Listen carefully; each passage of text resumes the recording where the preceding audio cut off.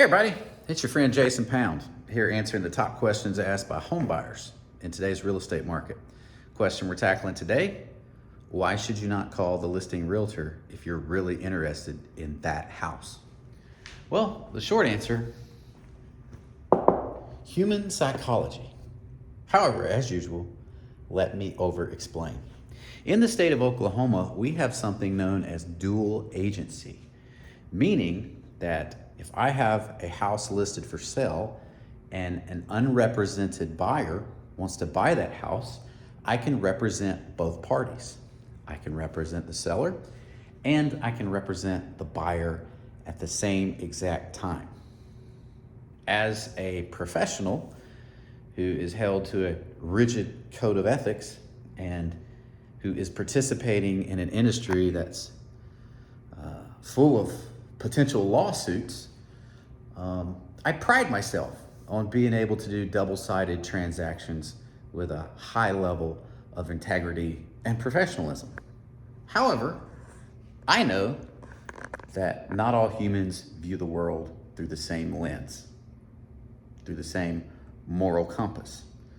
So when you are an unrepresented buyer calling the listing realtor, realize you are not dealing with a neutral party.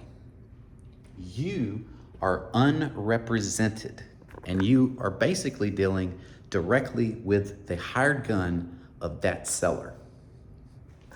Number two, it's important to know that you are not represented until you hire a realtor. And to hire a realtor, you sign what is called a buyer-broker agreement. And the moment you hire a realtor, they are bound to certain duties and responsibilities to you as a client. So think about this. We have a $1 million property that you're interested in. You're driving by. You have a good friend who's a realtor. You have a realtor who's helped you in the past, but you're just curious. You've really liked this neighborhood. You've thought about living here for a while. So you think, let me just see. So you call the realtor, you find out they're 5 minutes away and they can get you in 10 minutes. What's the harm? Let me go in and look. Well, every single thing that you say and do in front of that realtor, you are not in front of a neutral party. You are in front of a professional salesperson that wants to sell you that house. It's like inviting the fox into the chicken coop, so to speak. Until you are represented, you are giving away negotiation information every time you open your mouth. And when I do a showing as a realtor for one of my listings, it is my responsibility to provide feedback and all of the data and intel that I could possibly gain from the situation with my seller. So ask yourself, do you want to be double teamed? Do you want to have a seller and a realtor working against you inside of the same transaction in which you think you are talking to a neutral party and you think you are getting neutral advice and you think you're getting neutral input when you're actually not? You are speaking to a person who is motivated to slant every possible fact in the direction of you liking this house. And let's say you make an offer and you get under contract. What about inspections? What about roadblocks? What about hurdles? There are many potential reasons that could occur during the transaction that if you knew about that information, you might back out of the deal.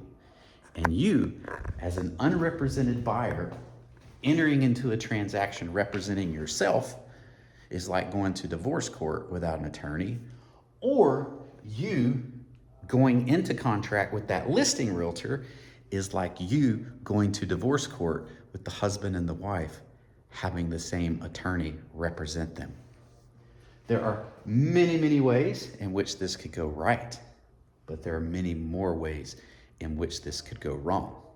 If you are at all interested in buying a house, it's best that you interview some realtors and you choose the one that has the best interests for you in their heart, and they are representing you every step of the way.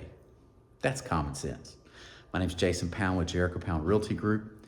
We service the entire Oklahoma City metro area with hyper-local expertise in South Oklahoma City, Moore, and Norman.